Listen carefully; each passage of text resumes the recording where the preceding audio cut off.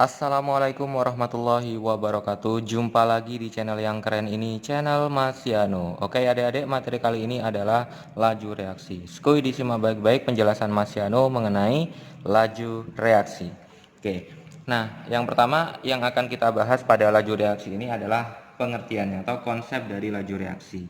Yang pertama yang akan kita bahas adalah pengertian laju reaksi. Oke, pengertian laju reaksi itu dikatakan bahwa laju bertambahnya atau berkurangnya konsentrasi tiap satuan waktu. Jadi adik-adik, pengertian dari laju reaksi itu adalah laju bertambahnya atau berkurangnya konsentrasi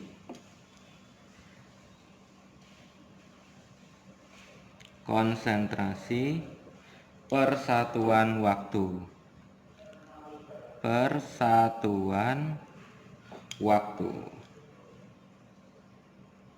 Oke, jadi ini adalah pengertian dari laju reaksi adik-adik. Laju bertambahnya atau berkurangnya konsentrasi persatuan waktu. Jadi konsentrasi itu kalau direaksikan nanti bisa berkurang, bisa bertambah. Oke, contoh misalkan adik-adik seperti ini.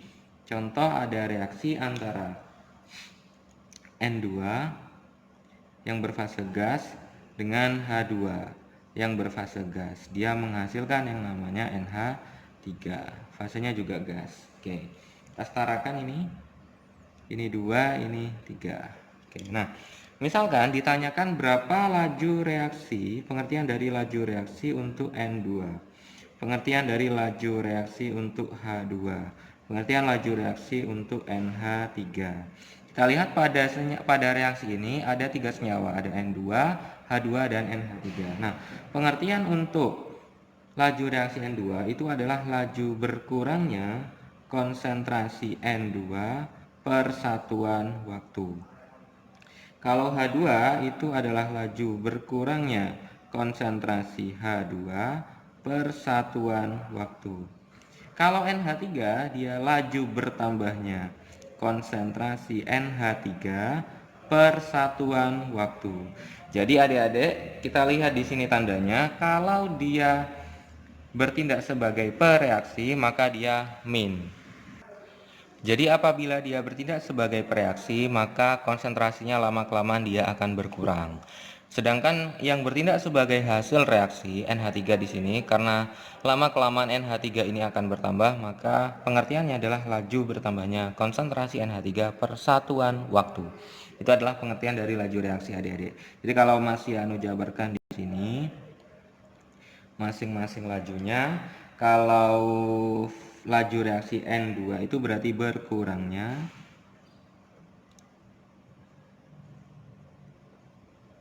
konsentrasi N2 per satuan waktu. Kalau ini berarti berkurangnya juga laju berkurangnya konsentrasi H2 per satuan waktu. NH3 laju bertambahnya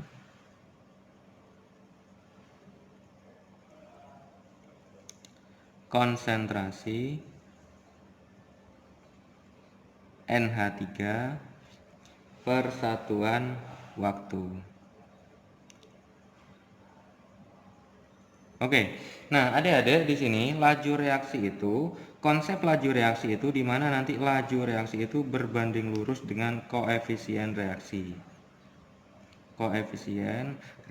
Jadi adik-adik kalau misalkan ditanyakan berapa perbandingan laju reaksi antara N2 dengan laju reaksi antara H2 dengan laju reaksi NH3, maka perbandingan lajunya antara N2, H2 dan NH3 adalah perbandingan koefisiennya 1 banding 3 banding 2. Oke, itu adalah pengertian dari laju reaksi. Nah, sekarang Mas Yano akan menjelaskan teori-teori yang melandasi adanya laju reaksi adik-adik. Jadi ada teori yang melandasi laju reaksi ini. Yang pertama adalah teori tumbukan. Yang pertama adalah teori tumbukan. Nanti yang kedua adalah energi aktivasi. Oke, teori tumbukan itu mengatakan bahwa ada 3 teori yang melandasi adanya teori tumbukan ini. Yang pertama, jadi untuk terjadinya reaksi itu, partikel itu harus saling bertumbukan. Harus saling bertumbukan. Agar reaksinya dapat berlangsung. Agar reaksi dapat berlangsung. Oke. Jadi kalau kita ingin mengadakan suatu reaksi, maka dia harus bertumbukan, partikel-partikelnya harus bertumbukan. Agar apa? Agar terjadi yang namanya reaksi. Kalau tidak bertumbukan, ya secara otomatis tidak akan terjadi reaksi. Yang kedua, semakin banyak tumbukan,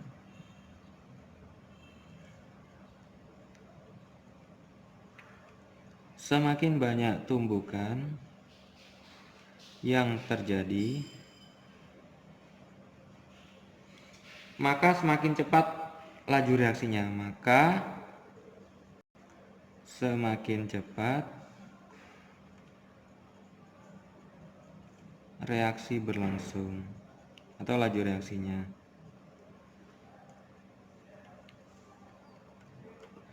Kemudian adik-adik yang ketiga, ternyata tidak semua tumbukan itu dapat menghasilkan reaksi.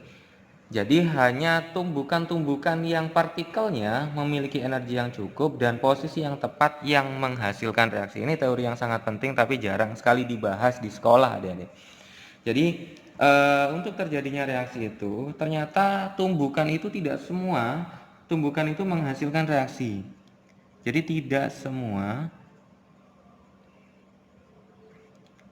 tumbukan, jadi partikel-partikel yang saling bertumbukan itu tidak semuanya dapat menghasilkan reaksi. Menghasilkan reaksi. Oke, jadi hanya tumbukan yang partikelnya, jadi hanya tumbukan yang partikelnya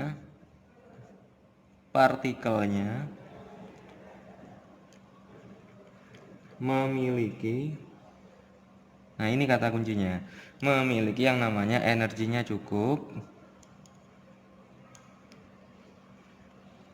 dan posisinya tepat. Posisi yang tepat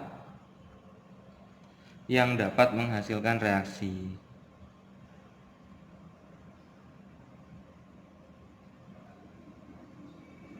Yang dapat menghasilkan reaksi. Oke, ini adalah teori yang pertama mengenai teori tumbukan adik-adik. Jadi untuk mengadakan suatu reaksi agar terjadi yang namanya reaksi kimia maka harus terjadi tumbukan. Tapi ternyata tidak semua tumbukan itu dia dapat menghasilkan reaksi. Hanya tumbukan yang partikelnya punya energi cukup dan posisi yang tepat yang bisa menghasilkan reaksi. Jadi kalau energinya tidak cukup dan posisinya tidak tepat maka dia tidak dapat menghasilkan reaksi. Oke, nah yang kedua adik-adik, teori yang kedua adalah energi aktivasi.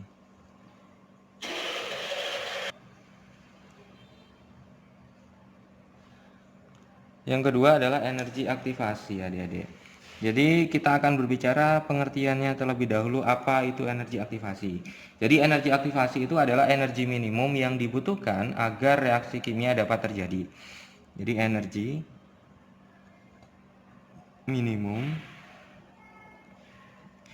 yang dibutuhkan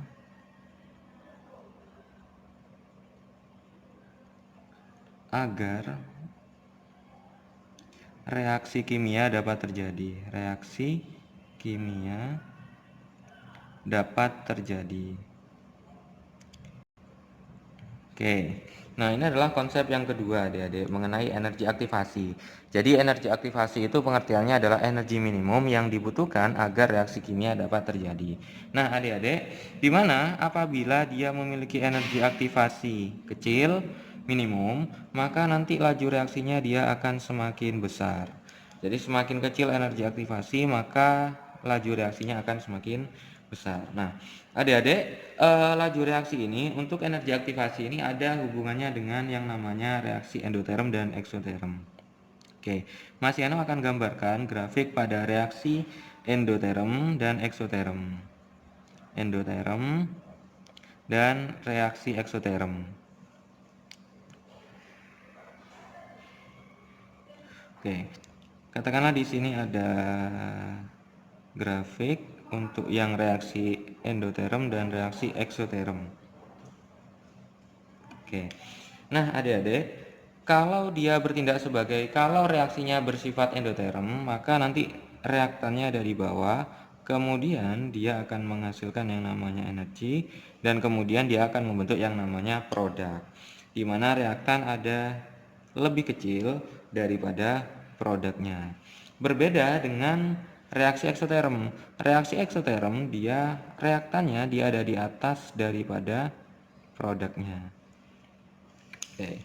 Kalau yang ini dia bertindak sebagai reaktan, yang ini adalah produk. Itu adalah perbedaan antara reaksi endoterm dan reaksi eksoterm. Nah, adik-adik, selisih antara reaktan dengan puncak di sini dia merupakan energi aktivasi. Jadi selisih antara puncak dengan reaktan ini dengan awal mula reaksi itu, maka dia disebut sebagai energi aktivasi. Sedangkan pada termokimia kemarin, selisih antara produk dengan reaktan, jumlah H produk dengan jumlah reaktan itu disebut sebagai delta H, perubahan entalpi, di mana nilainya adalah positif kalau endoterm. Nah, sedangkan pada reaksi eksoterm, kita tahu bahwa di sini jarak antara puncak dengan reaktan ini dia merupakan energi aktivasi. Sedangkan jarak antara reaktan dengan produk itu dinamakan sebagai delta H, di mana delta H-nya bernilai negatif. Kalau delta H negatif, sebagaimana pada video sebelumnya, pada pembahasan Mas Yanu sebelumnya, dia merupakan reaksi eksoterm. Contoh adik-adik, misalkan ada contoh soal,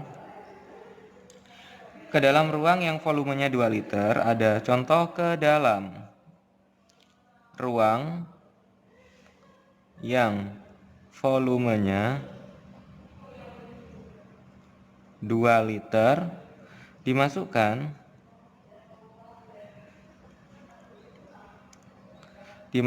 sebanyak 4 mol HI, yang kemudian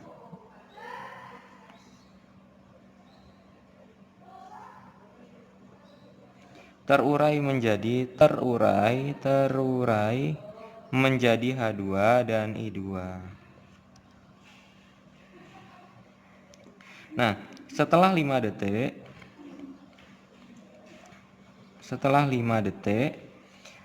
dalam ruang tersebut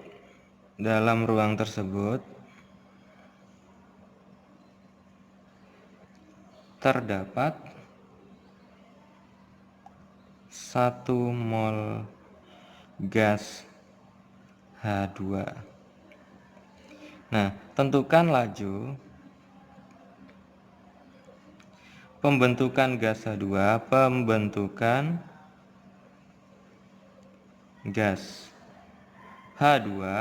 dan laju penguraian gas HI. Oke.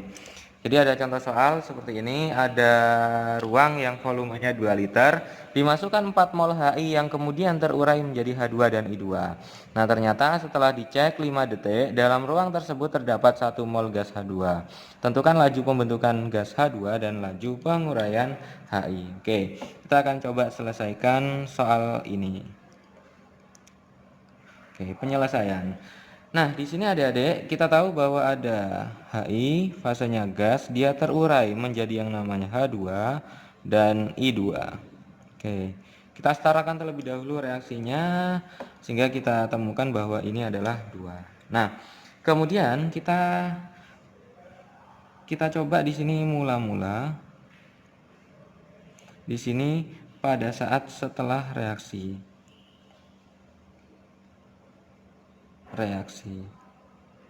Oke, HI awalnya dia ada 4 mol. Ternyata ketika sudah 5 detik setelah reaksi, ternyata terdapat 1 mol gas H2. Di sini 1 mol adik-adik. Nah, kemudian kita lihat koefisiennya. Kalau di sini 1 mol, koefisiennya 1, berarti nanti kalau di sini koefisiennya 1, berarti juga 1 mol. Tapi kalau di sini koefisiennya 2, berarti nanti di sini sebanyak 2 mol. Maka kita bisa menentukan berapa sih konsentrasi H2. Konsentrasi H2 itu didapat dari mol per volume, di mana molnya 1, volumenya adalah 2 liter, sama dengan 0,5 konsentrasinya.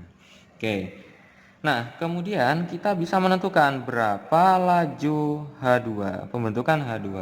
Laju pembentukan H2 itu adalah konsentrasi H2 per satuan waktu, di mana konsentrasinya adalah 0,5, waktunya adalah 5 detik, berarti 0,1 molar per sekon. Jadi laju reaksinya untuk H2 adalah 0,1 molar per second. Nah, kemudian kita bisa menentukan berapa laju reaksi HI. Dari apa? Dari perbandingan dengan H2 dengan I2. Nah, di sini kita tahu bahwa perbandingannya adalah perbandingan koefisien 2 banding 1 banding 1. Nah, kita tahu di sini H2-nya adalah 0,1. Otomatis HI-nya adalah 0,2 molar per sekon. Berarti jawabannya adalah untuk H2 dia 0,1 molar per sekon. Untuk HI dia adalah 0,2 molar per detiknya. Oke adik-adik, ini adalah pengertian dari laju reaksi berkenaan dengan konsepnya juga. Semoga adik-adik bisa memahami materi laju reaksi ini, tentunya mengenai konsep pada laju reaksi. Semoga adik-adik bisa memahami video yang Mas Yano tampilkan ini. Mas Yano akhiri, wassalamualaikum warahmatullahi wabarakatuh.